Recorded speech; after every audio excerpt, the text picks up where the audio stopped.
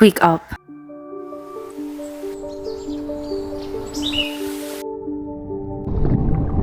Wake up.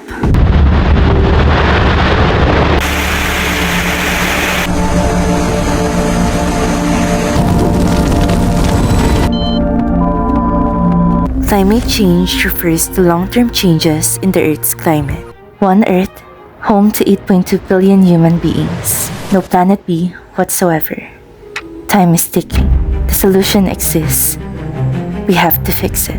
Use public transport, walk or cycle to reduce carbon emissions. Save energy at home.